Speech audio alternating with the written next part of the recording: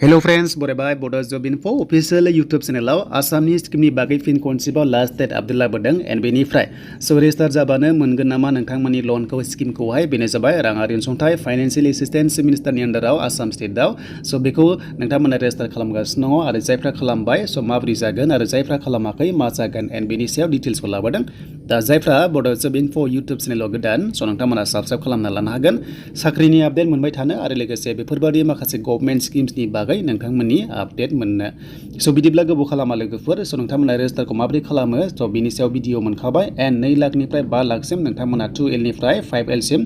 नोंथांमोना फाइनान्शियेल एसिस्टेन्स नोंथांमोनाहाय मोननो हागोन एबा नोंथांमोना मोननो थांगासिनो दायो लोगोफोर जों फैबाय अफिशियेल साइटआव नोंथांमोना मोनगोन लिंकआ दङ डिसक्रिप्शनाव बेनिफ्राय मोनसे बाथ्रा गोदानब्ला नोंथांमोना नैबे डाइरेक्ट नोंथांमोना रेजिस्टाराव क्लिक खालामनानै नोंथांमोना रेजिस्टार खालामनो हायो बेनो जाबाय नोंथांमोननि राङारि अनसुंथाइ आरो बेनि लास्ट डेटआ फैगासिनो जुदि खालामाखैबा नोंथांमोना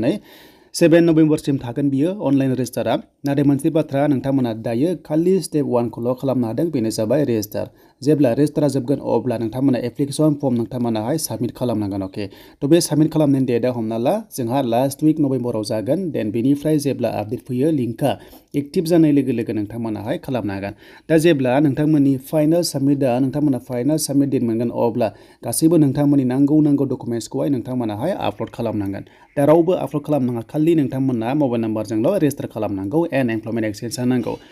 बेनिफ्राय एमप्लयमेन्ट एक्सचेन्ज गैयाबा बेयाव टटेलि हाया आरो बे एमप्लयमेन्ट एक्सचेन्जआ नोंथांमोना सिगाङो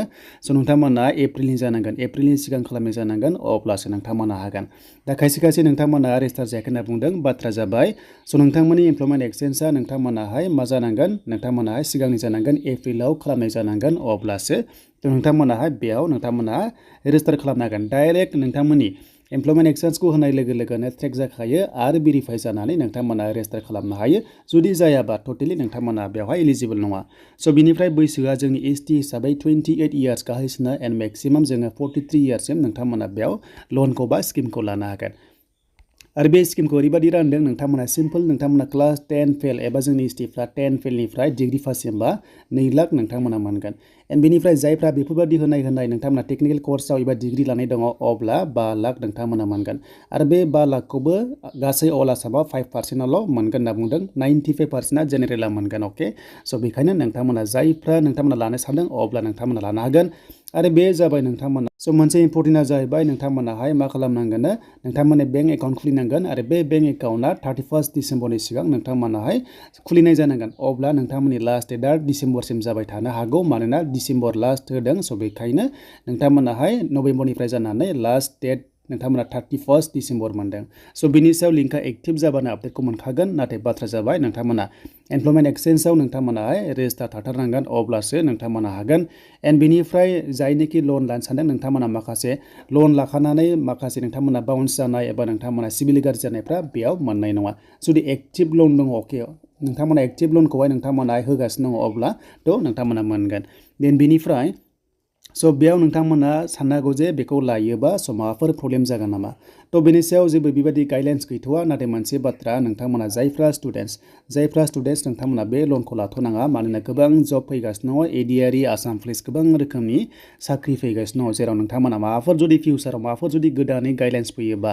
नोंथांमोना प्रब्लेमाव गोग्लै जानांगोन जाहाथे देन बेनिफ्राय नोंथांमोना रांखौहाय नोंथांमोना 4 बोसोर एबा 5 बोसोरनि उनावसो नोंथांमोना इएमआइ बादि नोंथांमोना बोसोराव सुख'नांगोन हमना ला दानसेयाव 2000 हमना ला बेबादि नोंथांमोना हरबाय थानांगोन नोंथांमोना बेबादि सुख'नांगोन आरो हमना ला 2 लाख रां मोनगोनबा नोंथांमोना खालि 1 लाखखौल' नोंथांमोनाहाय सुख'नांगोन अके 1 लाखआ नोंथांमोना फ्रियावनो मोननो हागोन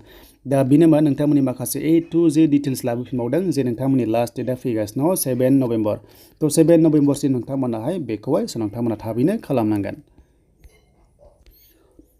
बेनिफ्राय मोनसे बाथ्रा जायफ्रा दाखालि रेजिस्टार जाबाय खायसे रेजिस्टार खालामबाय आरो खालामफ्लांबाय अब्ला मा जागोन दा बाथ्रा जाबाय रेजिस्टार खालामनानै नोंथांमोना बेयाव लनखौ मोना एबा लाथारनांगौ नङा नोंथांमोननि गोसो रेजिस्टार खालामैया नाथाय नोंथांमोना जुदि लाथारनो गोसो दङबा एक्सट्रा नोंथांमोना अनलाइन साबमिट खालामफिननांगोन एप्लिकेसन साबमिट खालामनांगोन आरो जेब्ला एप्लिकेसन साबमिट खालामगोन बेखौ बुंखाबाय जे नोंथांमोना डकुमेन्ट्सआय नोंथांमोनाहाय आपल'ड खालामनांगोन अब्लासो बे लनावहाय नोंथांमोना एलिजिबल जागोन एन्ड बेनिफ्राय जुदि मोनोबा नोंथांमोनखौ 1 मान्थ ट्रेनिंबो होनाय जागोन जे जे नोंथांमोना बे फैसाखौहाय स' माबोरै बाहायनांगौ माबोरै नोंथांमोना फार्मखौहाय माबोरै खामानियाव बाहायनांगौ माबोरै इउटिलाइज खालामनांगौ नोंथांमोननि रांखौहाय माबोरै खरसा खालामनांगौ बेनि एसे 1 month ट्रेनिं होगोन आरो बे ट्रेनिंआव नोंथांमोनाहाय 10,000 नोंथांमोना बेथनबो नोंथांमोना हाजिराबो मोननाय जागोन स' बेनोमोन नोंथांमोननि माखासे डिटेल्स भिडिअ नोंथांमोननि राङारि अनसुंथाइ आसाम स्टेटनि फाइनान्सियेल एसिस्टेन्स चिफ मिनिस्टारनि